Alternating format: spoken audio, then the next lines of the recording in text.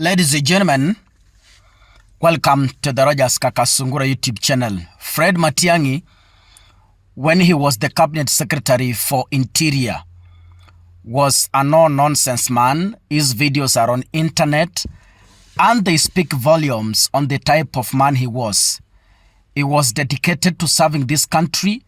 He was dedicated to see that our Kenyan business people, our Kenyan companies are given businesses from the government.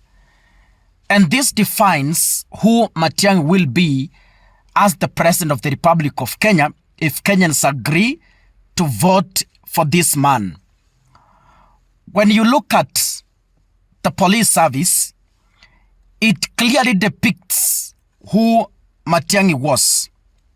While perusing on internet, I came across his video clip speaking when he was pushing for police uniform reforms. And I came across this video clip.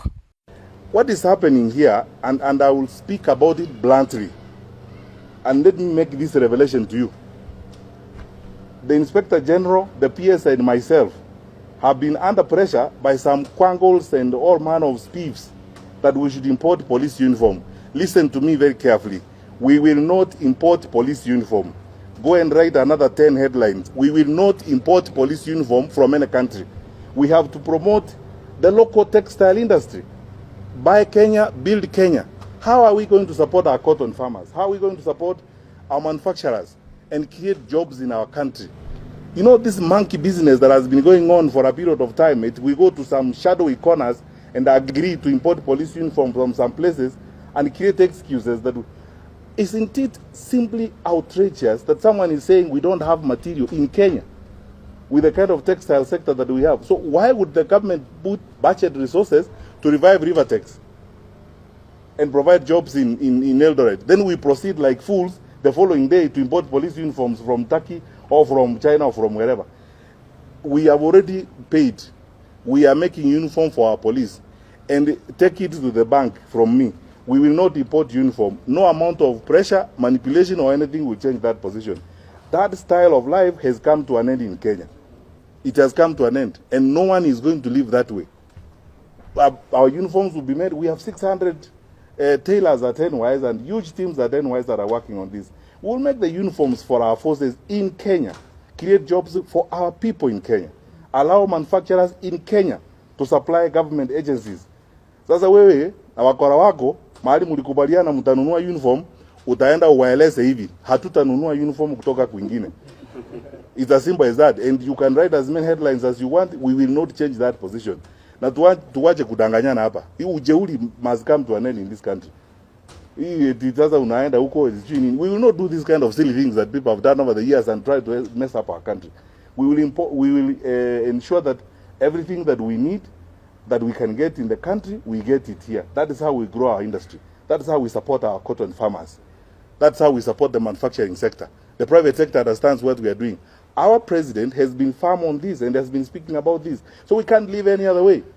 So if you thought that the headline is going to change our mind, now you know. Don't bother. Or if you want, you can go and do another 10 headlines, but we are not importing uniform. Thank you.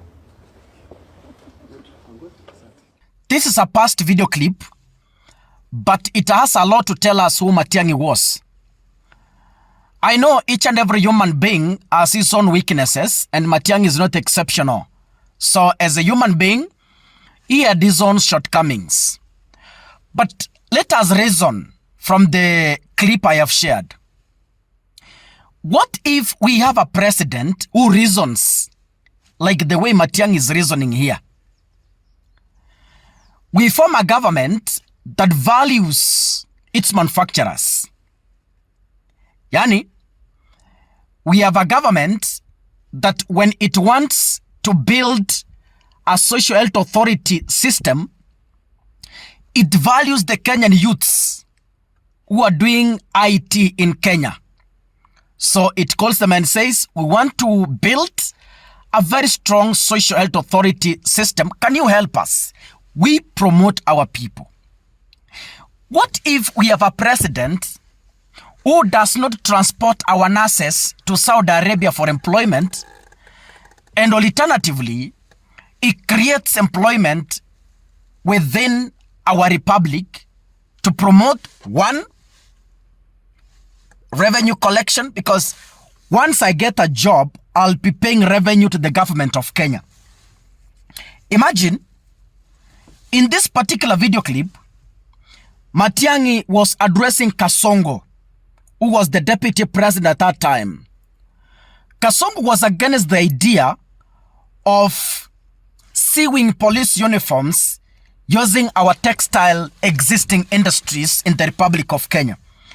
Alternatively, Kasongo wanted the Minister of Interior to import uniforms and most possibly apewe hiyo tender ya kwenda kuleta hizo uniforms. But Matiangi stood firm and said, we cannot come up with textile industries, we cannot revive Rivertex, and we go out to import things like police uniforms.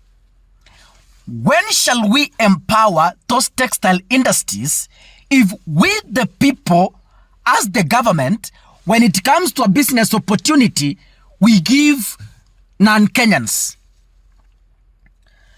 This is the mind that Kenya wants. Matiangi's sentiments, they go hand in hand with Mwai Kibaki's sentiments. Mwai Kibaki once said, I have done that analysis before, if you happen to watch.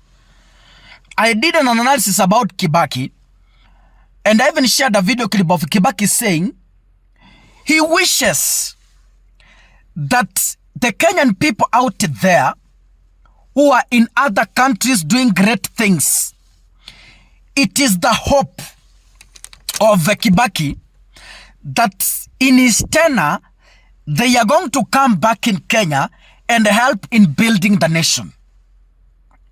But the current president is he who is chasing experts from Kenya and is selling them to other countries in the name of creating jobs. Ruto is creating jobs in Ethiopia.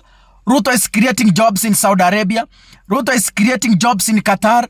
Ruto is forgetting that Kenya is our country and Kenya has a future and our children are growing. Where will they be? Look at what they wear. Saa yenye Murkomen anavaa imetoka Dubai. Belt yenye William Ruto anavaa imetoka Dubai. Kiatu William Ruto amevaa imetoka Dubai. T-shirt yenye Ruto anavaa imetoka Dubai. At what point are these leaders going to promote our industries? This is the reason why we say Ruto must go and bring Matiangi as early as yesterday. Those minds were not shaken by sideshows. People are ready to build this country. People are ready to defend their own country. Buy Kenya, build Kenya. Nunua nguo Kenya, build Kenya. Nunua kiatu Kenya, build Kenya. The current leadership doesn't care about textile industries. They don't care. Mulisikia wanataka kuleta GMO. They don't care about our farmers. Wakulima wa mahindi, they don't care. Wakulima wa machani chai, they don't care. Wakulima wa nyanya, they don't care. All they want ni hizi ma-GMO. Yeah? And it's really getting worse. But I know we shall fix this country in 2027. We are going to fix this country. Wapende, wasipende, we will fix this country. And the best candidate to fix this country is one man, Dr. Fred Okengo Matiang'i. What he has done is evident. His work is evident. And everything is in the public domain. God bless you, ladies and gentlemen. See you in the next episode. Asante.